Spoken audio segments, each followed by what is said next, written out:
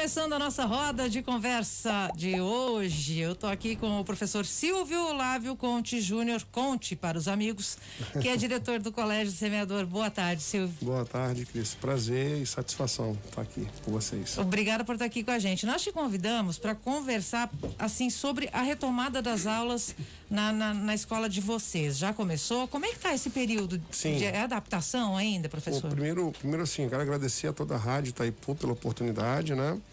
Nós voltamos no dia 8, né? Com uma retomada dos conteúdos, né? Então a gente voltou na última segunda-feira com essa programação de retomada até a próxima sexta, dia 18, né?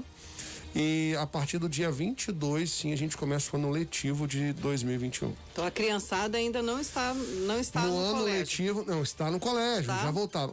A retomada, na verdade, é um processo de nós revermos os conteúdos, né? Existe um processo de currículo contínuo que existe, né, dentro dessa nova perspectiva de que nós vivemos dentro da pandemia, e esse período ele traz exatamente essa ideia de você retomar os principais conteúdos, trazer a convivência da criança na escola, com total segurança, é claro, né? Com escalonamento, com a escola preparada e adaptada para receber as crianças. Vocês fizeram o escalonamento aqui no Semeador? Sim, a gente está com escalonamento, em especial, assim, as crianças menores do infantil até o 5º ano, nós não fizemos, nós dividimos as turmas. Então as turmas estão menores, porque a gente entende a necessidade que os pais têm hoje. Então a gente dividiu, está com um número menor, um número reduzido de alunos por turma, para que os alunos possam vir todos os dias. Do 6º ao 9º, escalonado, né? Um grupo vem um dia, o outro grupo vem no outro dia. E no ensino médio, como as salas é o prédio novo que foi construído pelo Grupo Positivo, lá no Semeador, as salas são muito amplas, então o ensino médio não está escalonado, ele está vindo todos os dias também. E vocês têm que também ter todo um planejamento para evitar que haja aglomeração. Claro, o que vocês estão fazendo para cumprir todos esses protocolos? Então, primeiro... Que com criança a gente sabe que é difícil, sem dúvida, né? Sem dúvida. Então, primeiro, assim, seguir rigorosamente os protocolos sanitários. Então, a escola foi adaptada, primeiro, redução de cadeiras na sala de aula, marcação, identificação, acrílico, adaptação do bebedouro, com não mais a criança tem que levar a garrafinha, é um caninho agora em inox que você tem que estar adaptado no bebedouro, tapetes sanitizantes, álcool em gel nas salas, na entrada, em todos os ambientes. O acrílico você falou que está onde? Nas áreas de alimentação, para separar as crianças, né, quando forem fazer os lanches, né, os recreios. Os recreios são escalonados, então, por exemplo, uma turma sai em determinado horário, não tem várias turmas saindo ao mesmo tempo? Não.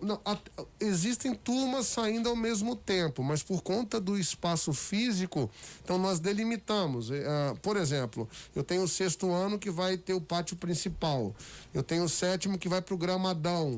Vocês têm uma área muito boa lá, né, que vocês podem aproveitar. Eu tenho o 8º que vai pro parque, eu tenho o 9º que vai pro gramadão lá no fundo do infantil. Então a gente faz esse escalonamento de espaços. Isso por conta de ser uma escola, eu acredito talvez ser em termos de espaço físico, a maior escola de Foz, a gente consegue fazer escalonamento de locais. Então eu posso ter um número maior de alunos indo para o recreio ao mesmo tempo, porém em locais totalmente já preparados, pensando sempre e sendo muito monitorados com a questão do ajuntamento. E nas atividades, as atividades que vocês estão desenvolvendo, vocês já se planejaram para fazer bastante atividade fora também? Sempre. Não vai ter educação física, o que vocês estão...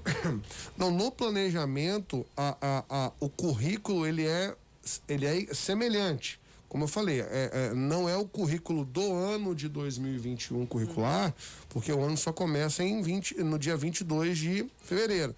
Mas educação física sim, temos, mas só que de uma forma adaptada. E outra, como é um número menor e reduzido de alunos, então você não vai ter, por exemplo, esportes de contato. Vai fazer exercícios aeróbicos, dinâmicas. Então, mais funcionais, né? Exatamente. Conte, a maioria dos pais deixou os filhos voltarem para a escola? Nesse momento, sim, a grande maioria.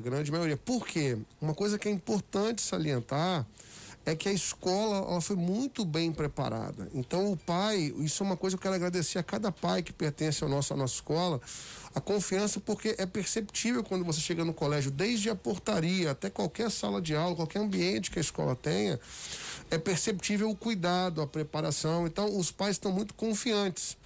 Então, hoje uma parcela muito pequena não enviou para a escola ainda, dos alunos matriculados. Você não sente, então, que os pais estão com medo do contágio, de mandar as crianças para casa e voltar?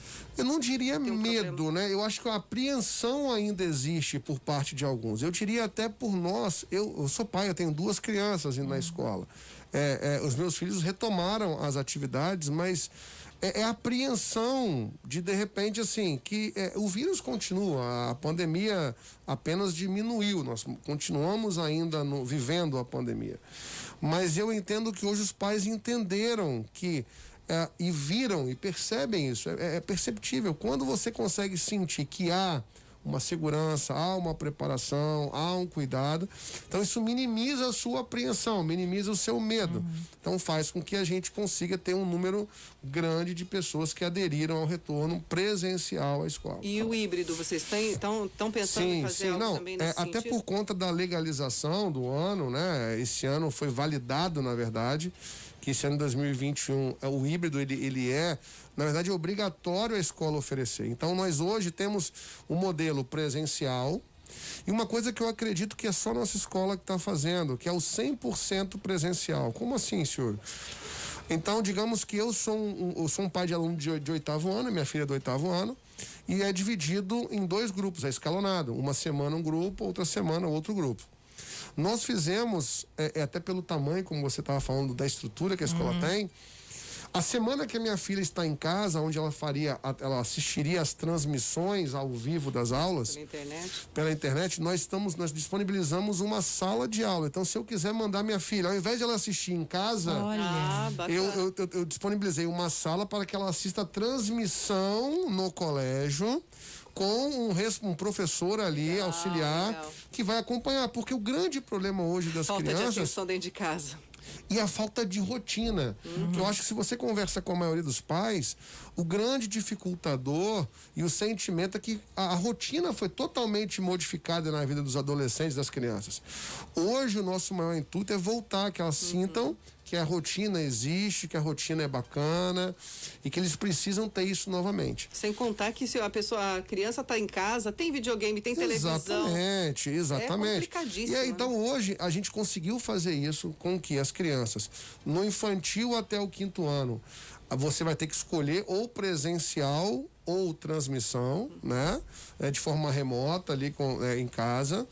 No Fundamental 2, anos finais, que é do 6º ao 9º, eu tenho esse 100% na escola que o aluno pode optar por estar ali, assistir ali ou em casa, e o ensino médio também com essa transmissão ao vivo. Agora, com essa possibilidade de assistir na escola. E você acha que a tua percepção, assim, os estudantes têm essa consciência dos cuidados que eles têm que ter? Então, como é que eu vou te dizer? Eles têm, mas aí vamos falar, a gente está falando estamos lidando com um público de bebês que a gente pega lá de 1 ano e meio ao adolescente do terceirão com 17 Cada anos. Um com um jeito. Então você percebe que, eu te digo que é incrível que quanto menor, eles estão mais cadenciados. É incrível que você... Porque eu tenho um piá de 5 anos que ele... É incrível que ele... Eu tenho que ficar com a máscara, Com até o 5º ano, o cuidado, o gelzinho, sabe? A garrafinha de água personalizada, o lanche dele.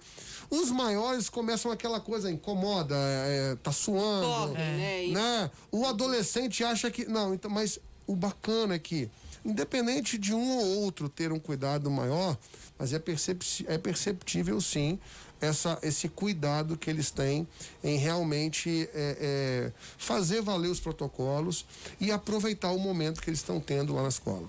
Vocês estão tendo cuidado também de tratar desse assunto dentro de sala de aula? porque acho que para muitas crianças foi um baque, né? Eu não mudou aquilo que você falou, saiu da rotina.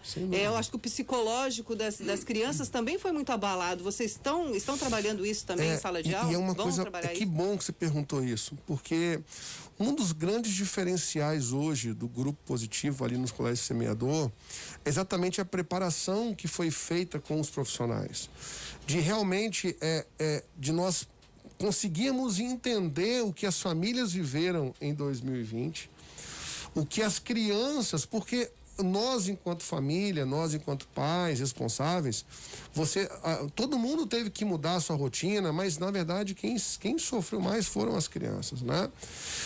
E a gente hoje teve uma preparação muito profunda de que eles precisam hoje de uma atenção maior, de um cuidado maior, carentes, de uma percepção maior, de uma introdução às situações desse novo momento, né? Eu percebo hoje, eu falo isso muito com o meu time, que muitas vezes a gente vive em círculos, né? E na verdade são ciclos que a gente está vivendo hoje na educação, né? É um novo ciclo, é um novo momento, é uma nova história, é uma ruptura de paradigmas hoje. A gente pensa em transmissão, quando que a gente ia pensar numa aula transmitida? Exatamente. Né? Então hoje, assim, que se reinventar até nisso, totalmente, né? Então, quer dizer, eu sou professor de carreira de inglês e assim, eu me lembro da primeira aula 22 anos atrás e os recursos que a gente tem hoje, as ferramentas que foram introduzidas hoje. Então, mas também, muito mais do que as ferramentas, a tecnologia, é a percepção do aluno, é o cuidado, é o zelo, é o olho no olho, é a vivência, é você entender o que o aluno necessita de fato, que é um outro momento, é um novo tempo que a gente está vivendo. Conte, sem contar toda essa estrutura e a experiência do positivo que vocês trazem para cá, né? A metodologia toda. É uma coisa que é muito, muito, muito bacana de falar, que a gente falava um pouquinho antes aqui, talvez você tenha até escolas que trabalham com material como o nosso, mas não com o full service que a gente chama, que é a metodologia real, é a plataforma real do positivo, é o que o positivo entrega de melhor, que é o combo, não é o material, porque o material é um material por si só. Sim. Agora, quando você tem uma preparação, uma metodologia, uma prática, um direcionamento, um centro pedagógico que te capacita, que estuda, que forma para aquilo, então é diferente. E é como você disse, você tem uma estrutura da escola como a nossa hoje, que te proporciona um mundo. É um mundo diferente, é uma estrutura diferente, e isso é muito bacana porque cria possibilidades. Maravilha, então. Silvio Olávio Conte Júnior, diretor do Colégio Semeador, veio do Espírito Santo para Foz, mas já tá falando Piá, já tá virando paranaense. Já virei iguaçuense já, né? Já tá falando que ele é paranaense. Iguaçuense, né? Eu queria te agradecer aí por falar desse trabalho sensacional que vocês vêm fazendo e desejar um ótimo ano aí para todo o pessoal do Semeador. Também, eu que agradeço e me coloco à disposição de vocês na hora que vocês precisarem. Maravilha, a gente estão também. sempre abertos a vocês. Obrigado, viu? Valeu, então. E eu não errei seu nome, hein? Tá vendo? Daqui a pouquinho a gente volta, tá? Obrigada. Daqui a pouquinho a gente volta